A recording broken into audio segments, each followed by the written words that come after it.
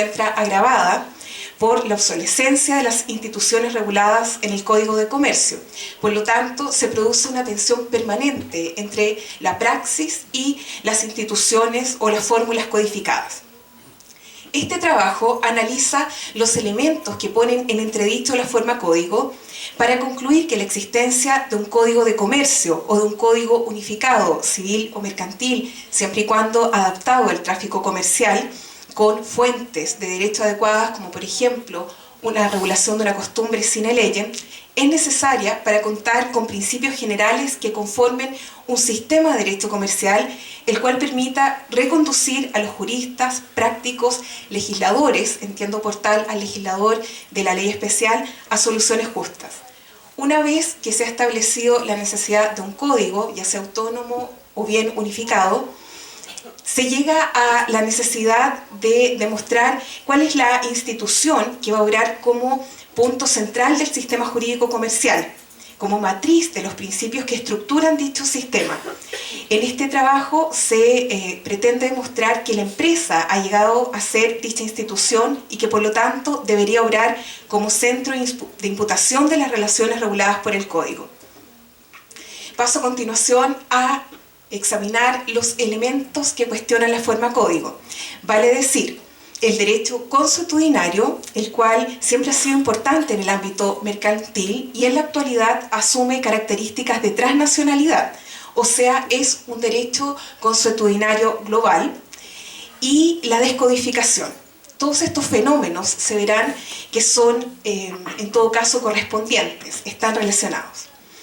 Como es sabido, cada código está esencialmente unido a la realidad jurídico-política de la sociedad en la cual se desarrolla.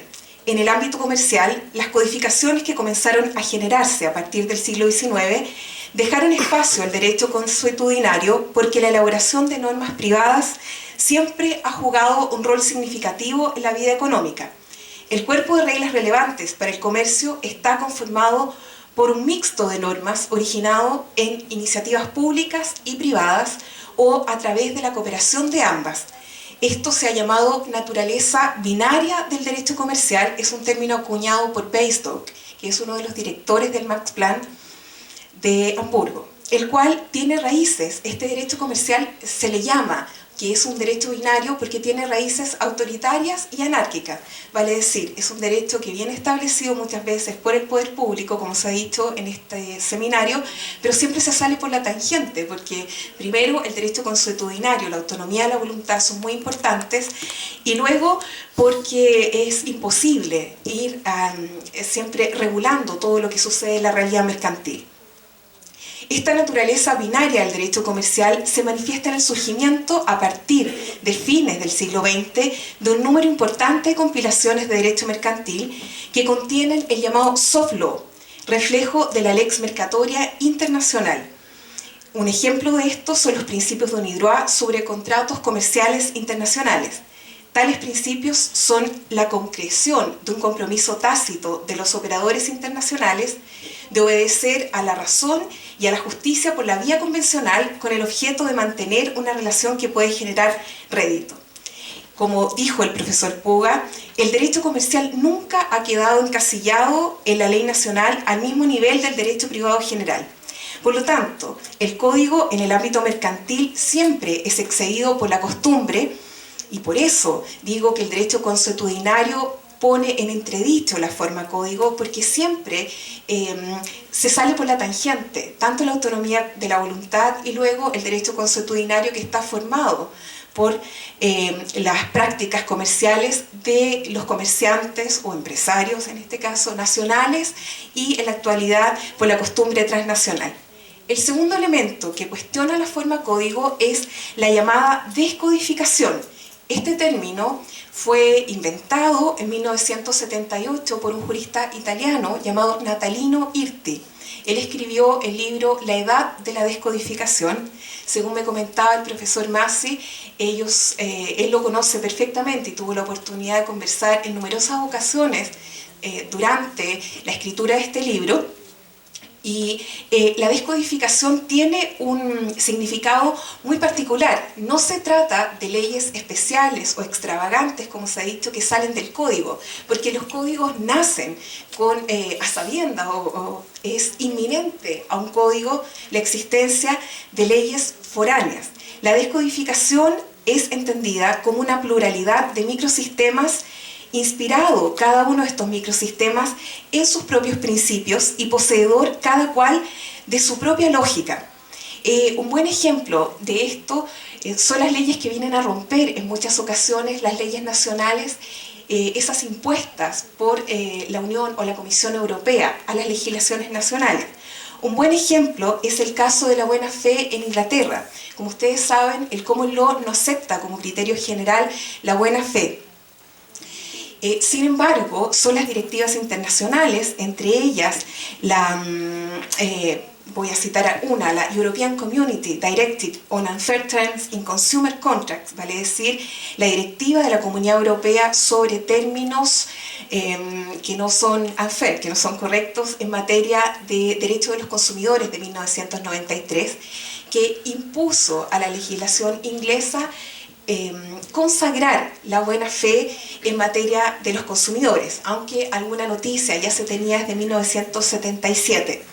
Entonces, estas leyes especiales que conforman la descodificación, según IRTI, son microsistemas que dejan al código como un microsistema más, vale decir, ya no viene a ser el marco general, sino que una legislación que podría ser descartada. Una legislación más. La descodificación, en todo caso, es consecuencia de la evolución social, porque hoy, lejos de los ideales de la sociedad burguesa que dio origen a los códigos, los individuos reclaman por parte del Estado un tratamiento específico, privilegiado, lo cual genera cuerpos normativos ad hoc. Por otra parte, el propio Estado renuncia a su total imperium y se abre a la colaboración del ciudadano. Se trata de un Estado que para regular recurre al contrato y también a la sanción de un derecho especial. Ante los cuestionamientos que estos fenómenos presentan al Código de Comercio, es posible consignar en su favor que si éste consagra principios del derecho comercial y las instituciones que regula se caracterizan por su carácter fundamental, las leyes especiales podrían hacer referencia a dichos principios e instituciones. En caso contrario, si la ley llamada especial debe delinear los conceptos basales para cada caso, deja de llamarse especial, pues en realidad es ajena al código, porque regula instituciones de manera original y de forma integral. Un ejemplo de esto es la regulación de la empresa por la Ley de Reorganización y Liquidación de Empresas y Personas del 2014, que sustituyó la Ley de Quiebra. Esta da una noción de empresa que es mucho más amplia, considerando incluso a las organizaciones sin fines de lucro como empresa. Porque no hay una regulación de la empresa en el código, cada legislación tributaria o de la índole del derecho al trabajo debe dar una regulación de la empresa sin que exista un marco general para reconducir esta realidad. Por lo tanto, si falta la ley que prevé un caso genérico, la disciplina de una materia no se puede llamar especial, sino pura y simplemente extraña al código. En realidad, de acuerdo a mi punto de vista, es extraña al sistema, porque lo rompe con sus propios principios y lógica. En ese sentido, la referencia formal o racional permanente al código impide que la producción de reglas de derecho se disperse.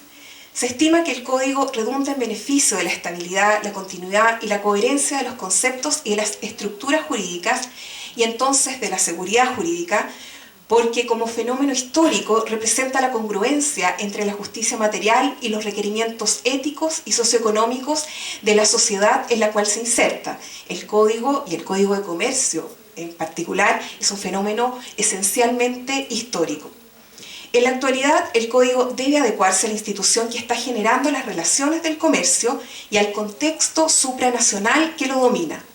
Si todo se deja a la ley especial, existe el riesgo que dichas leyes se transformen en legislación casuística o empírica, al modo en que son las legislaciones arcaicas, donde simplemente se enumeran elementos regulados por la ley sin contar con construcciones dogmáticas que permitan en primer lugar aprender la ratio legis de la prescripción Y en segundo lugar, determinar el criterio para reconducir supuestos no regulados a un estatuto general superior. Por supuesto, se acepta que si el código opera como puntal del sistema jurídico, será necesario cada cierto tiempo restaurar el equilibrio entre el derecho vigente y el derecho codificado. Ejemplo de estas revisiones, no de instituciones particulares, sino de los grandes principios, significan la reforma del derecho de las obligaciones en Alemania en 2002 y el proyecto de ordenanza de reforma del derecho de las obligaciones y contratos de Francia.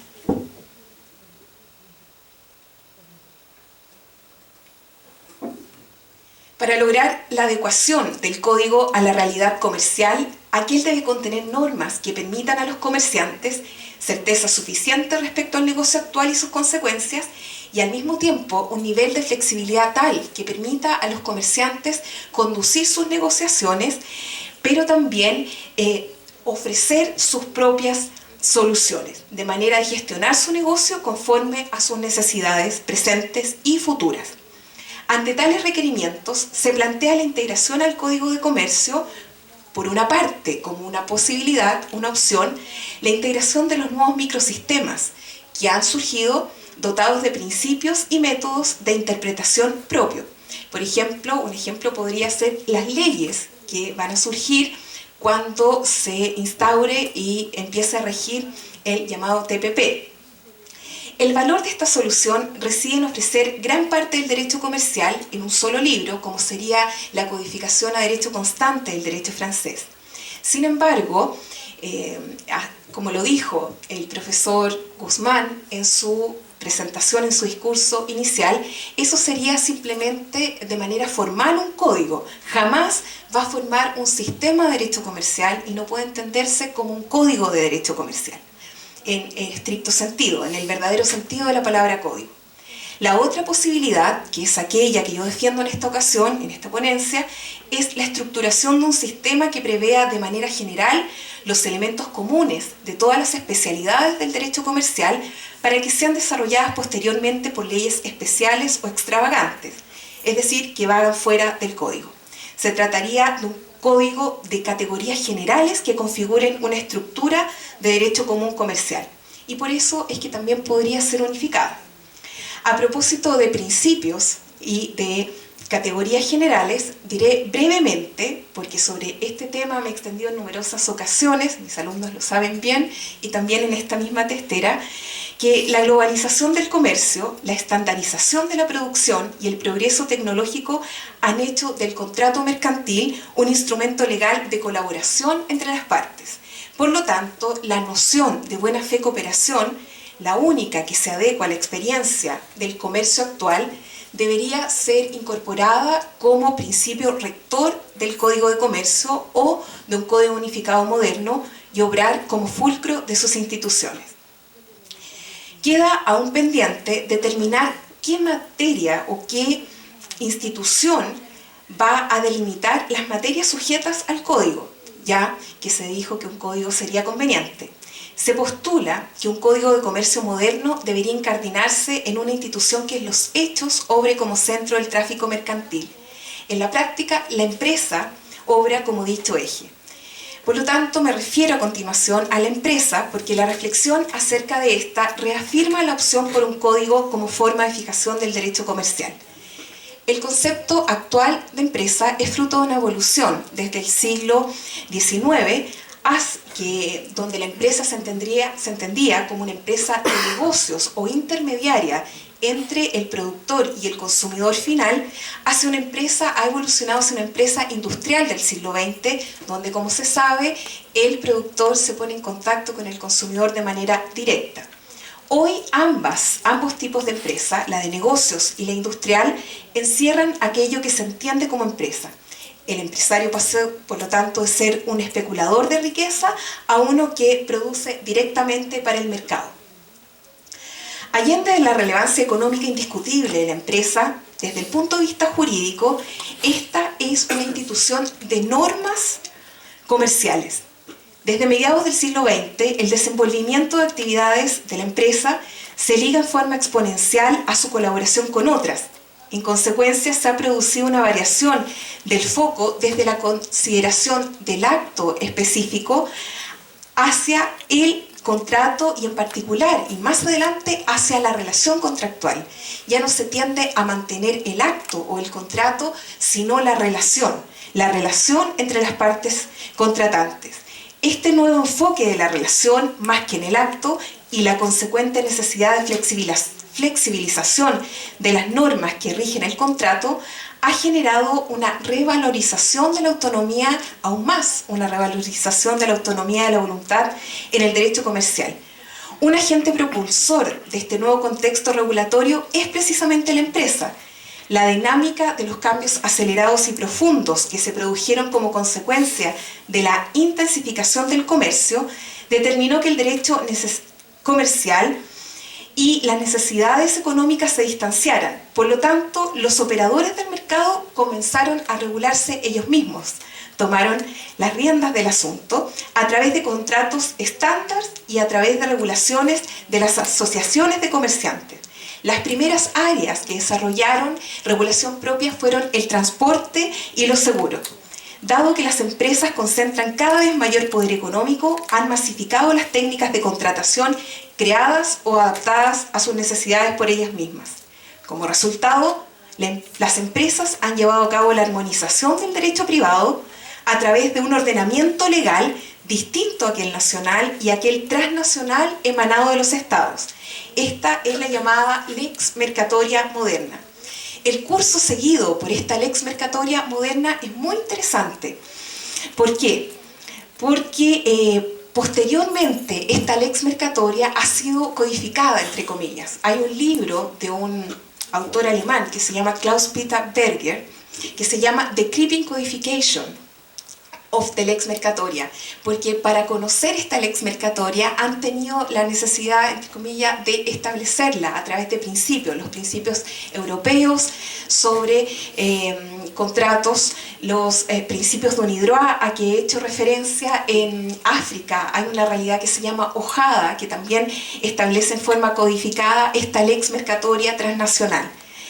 Y se ha codificado también a través de guías legislativas o principios que se ofrecen a los gobiernos para asistirlos en la elaboración de políticas y legislación comercial nacional, como por ejemplo la guía legislativa de la llamada UNCITRAL, que es la Comisión de las Naciones Unidas para el Derecho Comercial Internacional sobre Derecho de la Insolvencia del 2004. Un ejemplo es que la materia de insolvencia transnacional de esa guía legislativa del 2004 se traspasó totalmente a la nueva legislación de insolvencia de Chile. También otros ejemplos son la guía de UNIDROIT sobre franquiciado principal de 2007 y los principios sobre gobiernos corporativos de la OSD del 2004. De esta forma, el derecho emanado de las empresas retroalimenta el derecho transnacional, ya sea codificado a través de los principios que inspiran las legislaciones nacionales o a través de estas guías legislativas, y por lo tanto influencia de manera determinante la legislación interna. Por lo tanto, hay una retroalimentación desde el derecho emanado de las empresas que se transforma en práctica internacional a través de los contratos estándar que realizan los propios comerciantes, sus abogados, las firmas legales en definitiva, se transforma en guías legislativas o en Lex Mercatoria codificada, y eso vuelve al derecho nacional porque lo influencia de manera determinante. Por lo tanto, la centralidad de la empresa y el cambio que ésta ha producido en el modo de regular la actividad económica indican que dicha institución debería ser, a lo menos, definida y luego regulada sistemáticamente y ocupar un lugar central en la regulación del código. Es importante para eso establecer una noción actualizada de empresa, la cual debería comprender a la actividad organizada de producción y circulación de bienes y servicios para el mercado, el cual se encuentra estimulado por objetivos que muchas veces, como se ha dicho en esta tarde, exceden el lucro de sus agentes, como en el caso de las cooperativas, que son consideradas por la legislación brasileña, por el Código Civil brasileño, y también las empresas sociales. Ambas realidades, entre otras, no están consideradas en el Código de Comercio chileno. Como tal, la empresa moderna persigue, entre otros objetivos, la materialización del bien común y la defensa del valor de la reciprocidad en la conducta económica. Por supuesto, el código actual no considera el concepto actual de empresa y mucho menos el impacto que dicha institución genera en el comercio moderno. Por lo tanto,